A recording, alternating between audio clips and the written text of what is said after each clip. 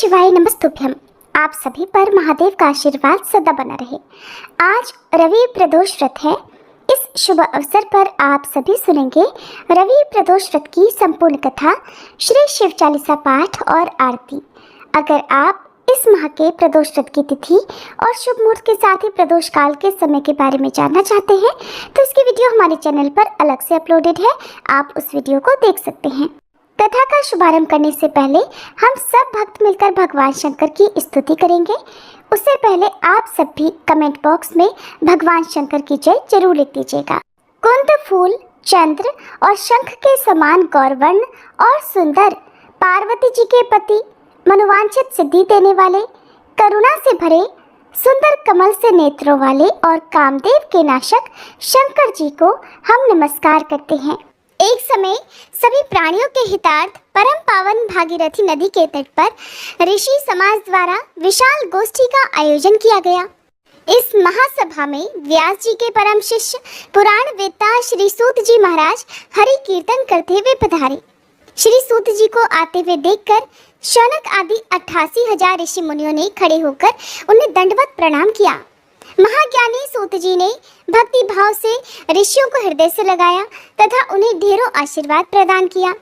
तब विद्वान ऋषिगण और सभी शिष्य आसनों पर विराजमान हो गए। शौनक आदि ऋषि ने पूछा, हे पूज्यवर महामते, कृपया ये बताने का कष्ट कीजिए कि मंगलप्रद कष्ट निवारक रवि प्रदोष व्रत सबसे पहले किसने किया और उसे क्या फल प्राप्त हुआ। तब श्री सूत जी महाराज इस प्रकार कहने लगे, आप सभी शिव के परम भक्त हैं। आपकी भक्ति को देखकर मैं व्रती मनुष्यों की कथा कहता हूँ, ध्यानपूर्वक सुनो। एक गांव में अति दीन ब्राह्मण निवास करता था। उसकी साध्वी पत्नी प्रदोष व्रत रखा करती थी। उनका एक ही पुत्र था। एक समय की बात है, उनका वह पुत्र गंगा स्नान करने के लिए चला गया। दुर्भाग्यवश मार्ग में चोरों ने उसे घेर लिया और वे उसे पकड़कर कहने लगे कि हम तुम्हें मारेंगे नहीं, बस तुम अपने पिता के गुप्त धन के बारे में हमें बतला दो।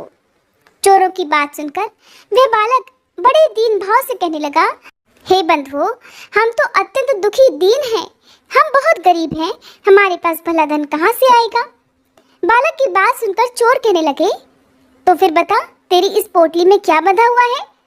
बालक ने चोरों की बात सुनकर बिना डर के कहा कि इसमें तो मेरी माँ ने मेरे लिए रोटियां दी हैं। ये सुनकर चोरों को उस बालक पर दया आ गई। उन्होंने अपने साथियों से कहा कि साथियों, ये बालक तो बहुत ही दीन दुखी मनुष्य है, इसलिए हम इसको छोड़कर किसी और को लूटेंगे। ऐसा कहकर चोरों ने उस बालक को जाने दिया। अब वह बालक वहां से चलते चलते एक नगर में जा पहुंचा।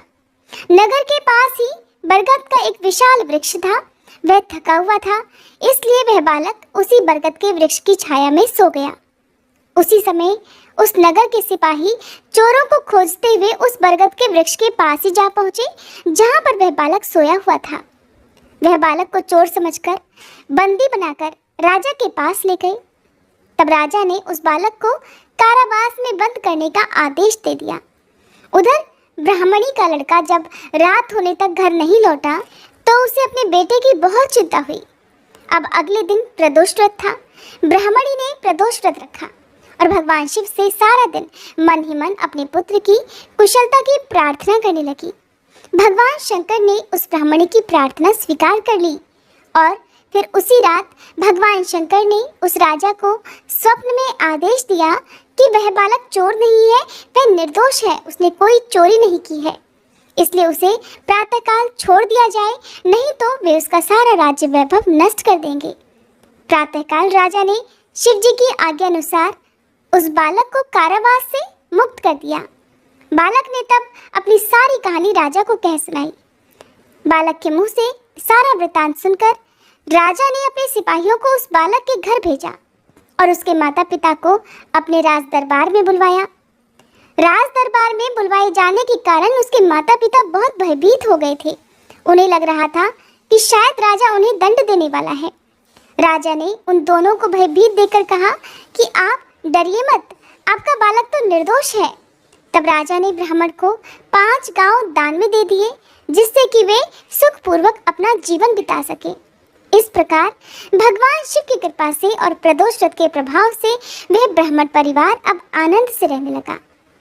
इस प्रकार रवि प्रदोष व्रत के दिन जो भी मनुष्य भगवान शिव की पूजा प्रदोष काल में करके इस व्रत कथा को पढ़ता है या दूसरों को सुनाता है, भोलेनाथ उन पर सदा अपना आशीर्वाद बनाए रखते हैं और भोलेनाथ की कृपा से ऐसे भक्त सदा सुखी और निरोगी होकर अपना जीवन बिताते हैं।